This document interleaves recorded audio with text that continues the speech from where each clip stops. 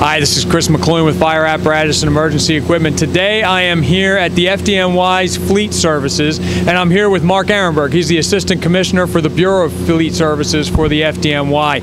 He agreed to, after giving us a great tour today, he agreed to stay back and just take a few questions from me. So I guess just to get started, could you describe the fleet maintenance division of the FDNY? Sure.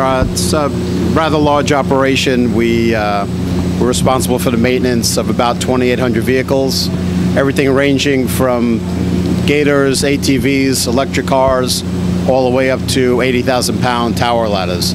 So we're pretty diverse fleet. Again, about 2,800 vehicles, over 700 pieces of fire apparatus, about 650 ambulances, and the rest, as I mentioned, are a mix of chief's cars, utility vehicles, vehicles for our trades folks, ATVs, UTVs, a pretty wide assortment of vehicles. Okay. We run a large maintenance program here. We've got 5 repair facilities, 2 storage facilities, and a staff of about 350. With a fleet that size, it must be pretty challenging to keep it up and running at all times. Could you just talk about some of the challenges you've faced in keeping a fleet that size in service and up and running? Sure. Well, you know, again, the diversity of the fleet is definitely a challenge.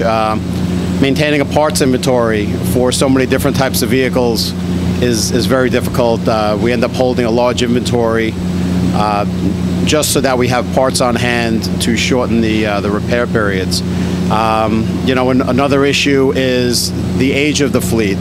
We have because it's a large fleet, we've got vehicles up to 20 years old, and we have brand new vehicles. So technology has changed. There are far more computers in vehicles now, so we're starting to move into areas where almost everything is diagnosed on a laptop or with a scanner. So the fleet is very diverse, and that's probably our largest challenge. The other issue is keeping the fleet on the road while we maintain it. We don't want to take fire apparatus and ambulances out of service to maintain them. So we try to do as much as we can in the firehouse or on the road when possible. We do have scheduled maintenance where we'll take a vehicle out of service for preventive maintenance and then return it. We try to work that schedule around schedule education days or medical days at the firehouses so that they're not missing their rig and we don't have to put them into a spare.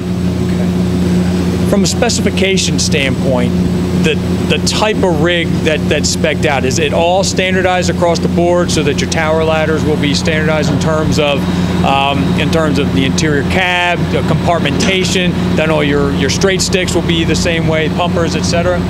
Yeah, well, we try to keep the vehicles as standard as possible, particularly because we've got a very large workforce. We've got over 11,000 firefighters, and a firefighter that's working in a firehouse in Queens today can be detailed to work at a firehouse in Manhattan tomorrow.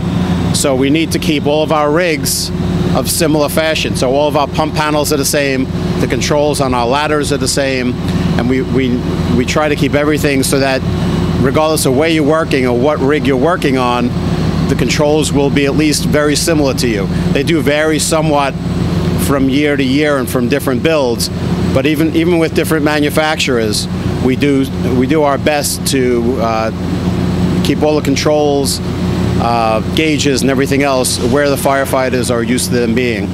That also helps us from the maintenance side when our folks are working on them in the shop.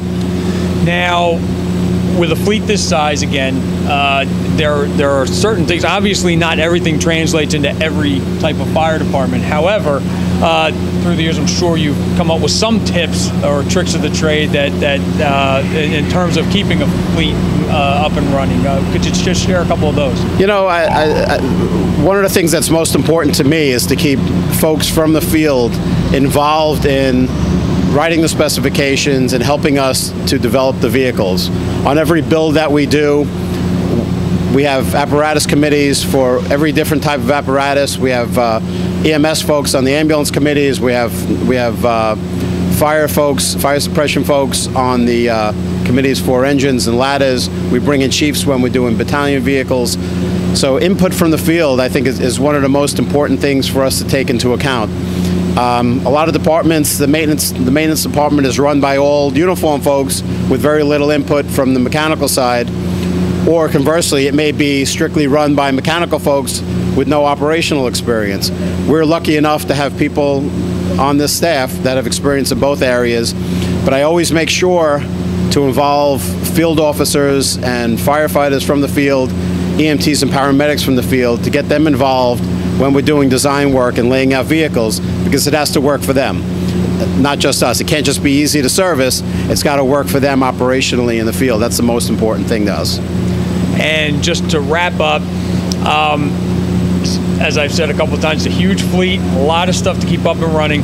What keeps you up at night when it comes to your job? It's the fear of the unknown.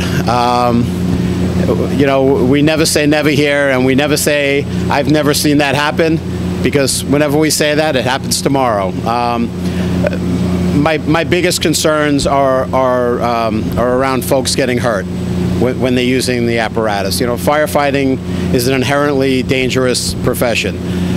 Folks get injured, folks die, unfortunately, and most often there's nothing we can do about that. I feel it's my personal responsibility to do everything I can to make the vehicles as safe and as operational as possible, so that we can help the citizens that we serve, but also help our members when they're out there working and keep them safe. Well, again, this has been Chris Mc Loone with Fire Apparatus and Emergency Equipment. My thanks to Mark for his hospitality today and giving us a tour of the shops here. We're going to hopefully get back up soon to see some of the lighter duty vehicles and that maintenance facility. So until then, keep checking out fireapparatus.com, and we'll see you soon.